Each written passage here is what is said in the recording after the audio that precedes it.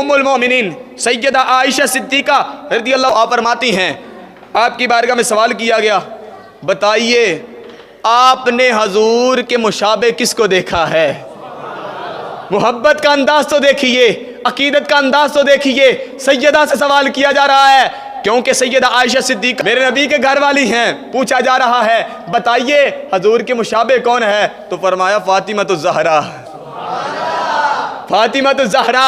अल्लाह अकबर कबीरा। कहा जैसे मैंने सैयदा फातिमा को हजूर के मुशाबे देखा, चलते फिरते उठते बैठते कलाम में ताम में हर लिहाज से जैसे मैं मुस्तफ़ा को देखती वैसे ही मैं सैयदा फातिमा ज़हरा को देखती थी, वैसे सैयदा फातिमा ज़हरा को देखती थी। और यार जो कहते हैं आपस में रंजिशें थी, और मैंने कहा ये तो अंदाज़े मुहरमा रही हैं, ये तो अंदाज़े मोहब्बत बता रही हैं कि सैयदा का किरदार, गुफ्तार, अंदाज़ तकल्लुम ये सब कैसा कमाल का था। हाँ तो ज़रा तवज्जो करने की ज़रूरत है। अल्लाहु अकबर कबीरा। और उम्मुल मोमिनीन फरमाती हैं जब खातून जन्नत घर तशरीफ़ लाती ऐसे सुभान अल्लाह गज के बांधी सी, ये पता चल जाएगा, पता चल जाएगा। जो कहते थे बेटियों को जिंदा दरगोर कर दो, उन्हें कब्रों में जिंदा डाल दो। और देखो जब सैयदा पाक दुनिया में जलवागर हो गई तो मेरे महबूब ने बेटी से मोहब्बत करके बताया बेटी और ज़हमत की चीज़ नहीं, अल्लाह की रहमत है। सैयदा फातिमा ज़हरा उम्मुल मोमिनीन फरमाती हैं जब घर आती तो मेरे आका उनकी आमद पर खड़े हो जाते थे, मेरे आका खड़े हो जाते थे, खड़े होकर मेरे मुस्तफ़ा सैयदा का इस्तकबाल फरमाते थे, सैयदा का इस्तकबाल फरमाते।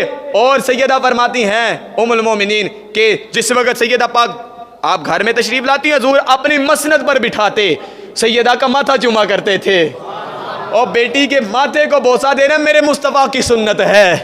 और बेटी घर में आ जाए बाप खिल उठता है, इसका ये मुस्कुराना मेरे नबी की सुन्नत है, ये मेरे नबी की सुन्नत है। अल्लाह अकबर कबीरा। उम्मुल मोमिनीन फरमाती हैं यही नहीं बात कि सैयदा ने इतना अदब किया, फरमाती हैं जब हजूर सैयदा के घर में जाते थे जो अंदाज यहाँ होता वो अंदाज वहाँ नजर आता था। हजूर जाते सैयदा खड़ी हो जाती, अपने बाबा के इस्तकबाल करती, अपने बाबा के हाथ चूमती, अपने बाबा को अपनी मसरत पर अपनी जगह पर बिठाती। ये अंदाज़े मोहब्बत कौन बता रहा है? ये सैयदा आयशा सिद्दीक़ा बता रही है, ये उम्मुल मोमिनीन आयशा सिद्दीक़ा बता रही हैं। अल्लाहु अकबर कबीरा। और उम्मुल मोमिनीन फरमाती हैं एक मरतबा मेरे आका करीम अलैहिस्सलाम आप जलवागर थे, हजूर अलैहिस्सलाम आप पर जो है ना बुखार का गलबा था। ये हिकमत अमली क्योंकि हजूर अपनी उम्मत को बताना चाहते थे जब अल्लाह की तरफ से आजमाइश आ जाए तो उस पर तुमने सब्र करना है। ये उम्मत को ये सबक दे रहे थे। अचानक सैयदा को हजूर ने बुलाया।